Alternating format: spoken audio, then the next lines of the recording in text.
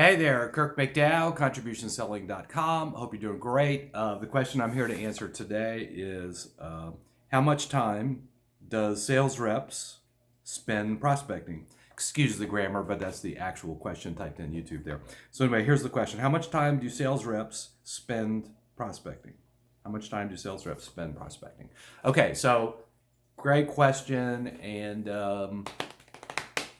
a lot of different answers. Totally depends on the industry that you're in. The question that came up to my mind, the answer that came to my mind when I read the question is how much prospecting do sales reps do, whatever it takes. When I was, I'm 57. When I was in my early 20s, I was in the copier business in New Orleans in the 80s. I think it was 86. I sort of remember writing 1986 down. But anyway, all I did initially was prospect. So I would, wear sort of something resembling a business suit, the best I had at the time. And I would have a handful of business cards and a little, portfolio, a little folder or something where I could take notes and maybe have a couple of brochures in it. And I would go to the central business district in New Orleans, downtown New Orleans, and the high-rise buildings. I think the biggest one was like the Shell Center. I think it's like 55 stories or something. Anyway, I would go up to the top of a building, right? I would go to the first office door, walk in, and as charmingly and professionally as I could muster, and I was young and did not know nothing. I didn't know anything about body language, professional attire, professional communications, handshakes, eye contact.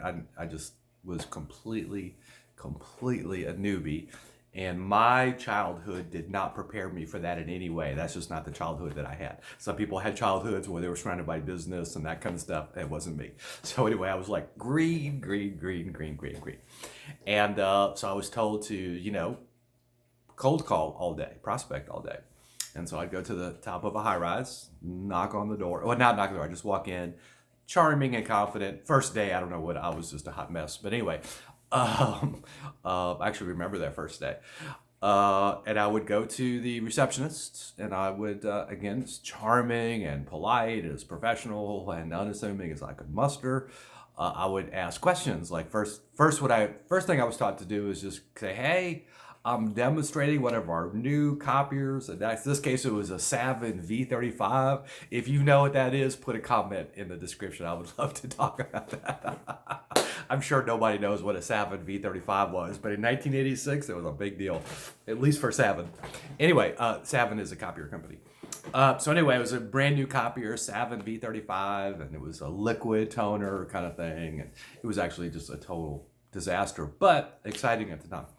And I would say, "Hey, we're demonstrating this brand new copier. Oh my gosh, new technology, Savin V35, is just amazing.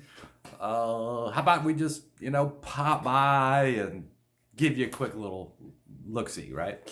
And on my first day, I cold called over 100 offices and had 13 people say yes. Like, "Yeah, bring it over." I don't know if they were quite that enthusiastic, but I was super charming and really committed, right?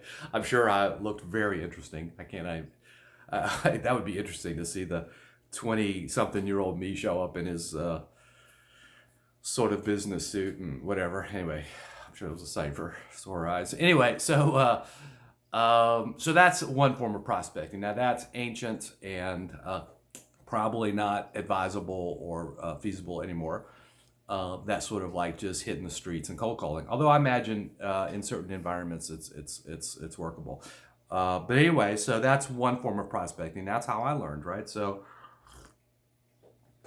I quickly figured out that if I kept notes, there was just a couple of pieces of information that if I got those that were really critical, then if I got that information, I would know when to contact them in the future and kind of be first in when they consider their new copier, right? So there's something called the itch cycle. This is pertinent to prospecting. In really any industry, there's an average replacement rate, right? So in the copier business, at least at the time, who knows what's going on now, but people would typically purchase copiers on a lease purchase. About 36 months was the average period of time that the lease was written for. There would usually be a dollar option, so essentially it was financing. And then if you had somebody who had a copier on a 36-month lease, if you popped in at about 30 months, right, you could potentially be ahead of the competition, show them something they would really love, wrap up the remainder of the lease in the new lease, keep their payments the same, bada boom, bada bing, new copier, keep the payments the same, everybody's happy, right? And so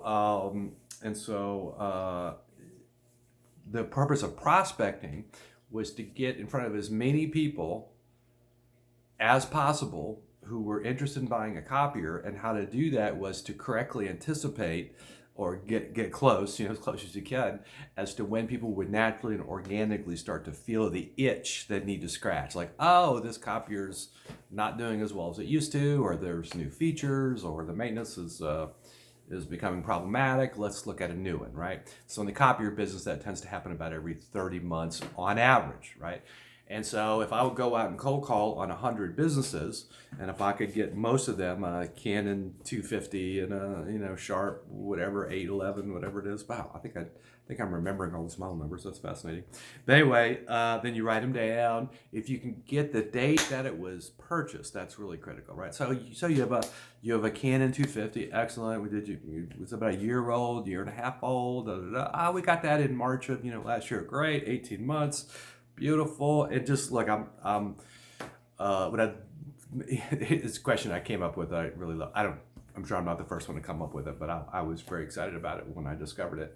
And I would say, hey, do you mind if I contact you like a year from now? And like, who's gonna say no to that, right? It's the most absurd question, right? But it was super effective, right? So I'd be prospecting, and the poor receptionist is just trying to get rid of me, and I'm super charming and committed, and it's just sort of like battle going on. I'm trying to get information, she's trying to. It was almost always a she. I know that probably sounds discordant in this time, but anyway, she would try to resist giving me information, and I would be really good at asking questions in a disarming way. So one of my favorite questions was, hey, do you mind if I contact you in about a year or so when I think you guys might be looking for a copier? I'm like, sure, whatever. Cool. Well, who would I contact? Who would I contact in addition to yourself, or something like that? Oh, you got to talk to Bob. Bob, great. So now I got Bob. I got Canon 250. I got March of last year, 18 months old. So 30 months is about another 12 months.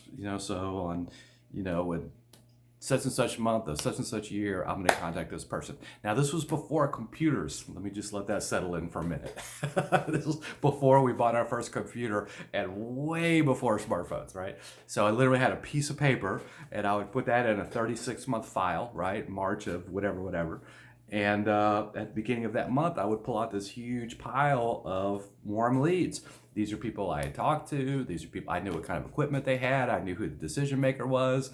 And so, 12 months later, this is about the 30-month in the itch cycle. I call so-and-so law firm. Hey, could I speak to Bob, please? Oh, sure. You say with a certain amount of authority, you often get put right through. Bob answers the phone. Yes, this is Bob. Hey, Bob, my name's Kirk McDowell. I'm with Gulf Coast Office Products. I stopped by in March of whatever, and I saw that you had a Canon 250. I think it was on a 36-month lease. You started about this time. I think you have about this many payments left. And by the way, I've got something really interesting I want to talk to you about. Can I just swing by? Can I just pop by and show you a little information right quick? Or we have a little chat. Can I pop by and we have a little chat? And half the time, whatever, you get right in and blah blah blah.